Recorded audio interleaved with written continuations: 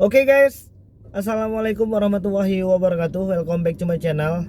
Apa kabar kalian semua seluruh subscriber setia yang hari ini masih tetap mengikuti channel kita dan terus memberikan support dan dukungannya. Terima kasih banyak untuk kalian yang mungkin sudah menekan tombol subscribe, like, dan yang udah nge-share semua video-video kita.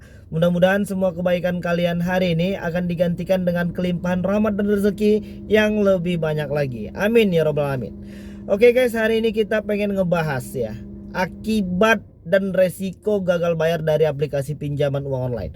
Dan hari ini pertanyaan ini yang masih sering masuk ke kita, dan kita juga masih berusaha untuk menjawab satu persatu pertanyaan kalian. Dan jangan lupa untuk menekan tombol subscribe, ini merupakan salah satu channel cadangan kita untuk kawan-kawan yang hari ini masih kebingungan dan pengen tahu banyak tentang aplikasi pinjaman uang online. Jadi hari ini pertanyaan yang paling mendasar, yang paling banyak masuk ke kita itu tentang apa sih bang resikonya ketika kita belum mampu atau mungkin telat melakukan pembayaran di aplikasi pinjaman uang online. Jadi apapun permasalahannya hari ini, hanya dibutuhkan kesabaran dan kebesaran jiwa kita untuk menghadapi semua persoalan yang hari ini sedang kita hadapi.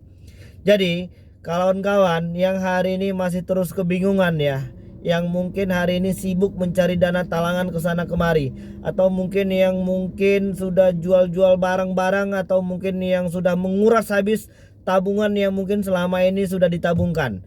Pada awalnya permasalahan aplikasi pinjaman uang online ini tidak banyak, tidak besar, tapi berhubung karena ketidaktahuan kita, ketidakpahaman kita tentang bagaimana cara kerja dari aplikasi pinjaman uang online ini, membuat semakin banyak saudara-saudara kita yang semakin terjebak dan semakin dalam. Dan hari ini apa saja risiko yang akan kita hadapi ketika kita telat atau mungkin gagal bayar di aplikasi pinjaman uang online. Jadi ada dua hari ini permasalahannya. Yang pertama itu adalah ketika kalian gagal bayar di aplikasi pinjaman uang online yang legal, dan yang kedua adalah ilegal. Kalau yang legal sesuai dengan yang diberitahukan oleh OJK, mungkin kita akan dikenakan sanksi di slik OJK. Artinya ketika nanti kawan-kawan gagal bayarnya di aplikasi pinjaman uang online yang legal itu, maka kita akan dipersulit buat ngutang di tempat yang lain lagi. Mungkin kita akan kesusahan buat minjem uang di bank, atau mungkin kita akan kesusahan ketika kita mau kredit motor dan ini lain-lain sebagainya. Itu konsekuensinya. Dan yang kedua, kalau yang legal ini mungkin ada beberapa bagian dari aplikasi pinjaman uang online yang memang mungkin sudah punya debt collector lapangan, tapi itu tidak semuanya. Mungkin hanya untuk aplikasi-aplikasi yang besar saja, seperti Akulaku, Kredivo, Indodana, Kredit Pintar dan lain sebagainya. Dan itu pun tidak di semua daerah di Indonesia. Itu untuk yang legal. Jadi bagaimana bang kalau seandainya kita gagal bayarnya itu di aplikasi pinjaman uang online yang ilegal? Yang ilegal catatannya cuma satu, resikonya juga cuma satu. Apa itu bang? Dipermalukan. Bagaimana cara mereka mempermalukan? Ya, yang ilegal ini rata-rata bisa mengotorisasi foto, ya, video, log panggilan, SMS, dan lain sebagainya lah yang ada di handphone kita. Jadi risikonya apa? Mereka akan mempermalukan kita dengan orang-orang yang ada di kontak kita. Mereka akan ambil foto kita lalu mengeditnya sesuka hati mereka.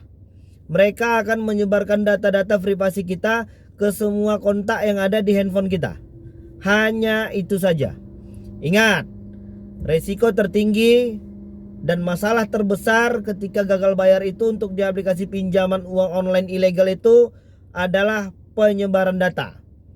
Dan ingat, barang siapa yang bisa melewati fase sebar data ini dengan baik dan benar, dengan tidak melakukan tindakan-tindakan negatif, dengan berpikir positif dan tidak panik, maka dia adalah orang-orang yang akan menyelesaikan masalah ini dengan baik. Jadi fase tertinggi dari semua rentetan kejadian dan permasalahan aplikasi pinjaman uang online ini ketika kalian disebarkan data. Jadi siapa yang bisa melewati permasalahan sumber data ini dengan baik, tenang, tetap berpikir positif, tidak gerusak-gerusuk, ya tidak panik, maka dia orang yang pertama akan menyelesaikan masalah ini dengan baik. Bagaimana caranya, Bang? Oke, penyebaran data sudah terjadi. Apalagi yang harus kita lakukan?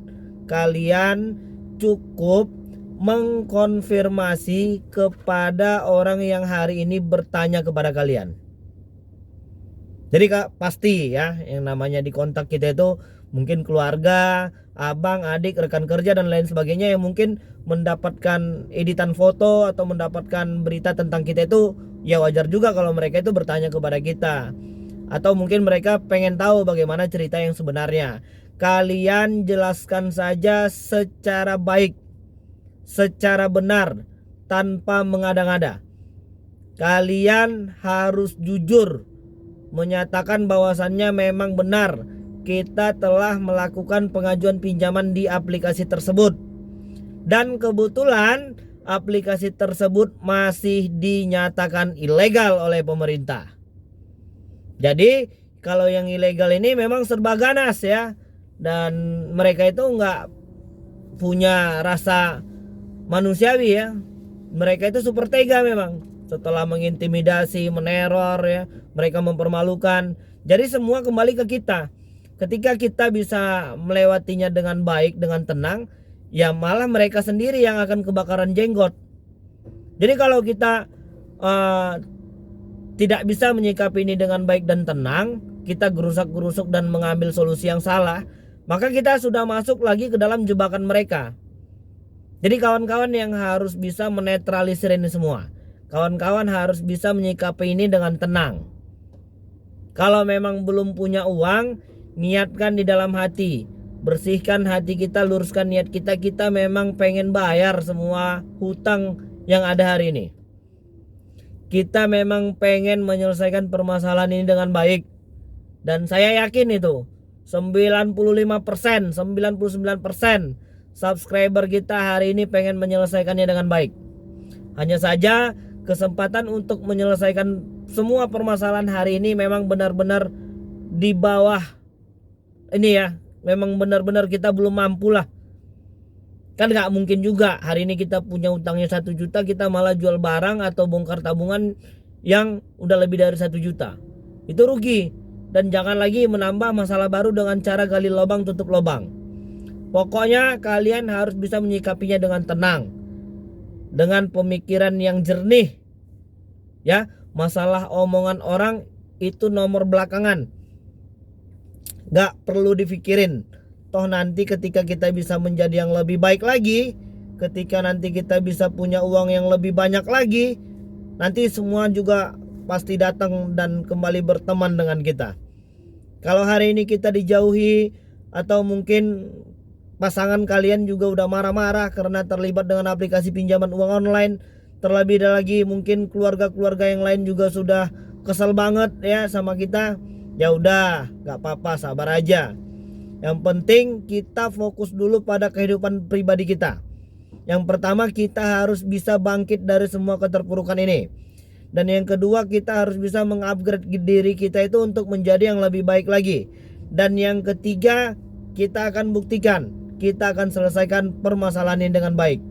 Ya, oke, jadi mungkin itu dulu yang bisa aku sampaikan, dan mudah-mudahan video ini bermanfaat untuk kita semua. Tetap semangat kawan-kawan, dan jangan lagi mengambil langkah dan solusi yang salah. Semua permasalahan ini akan kita selesaikan dengan baik.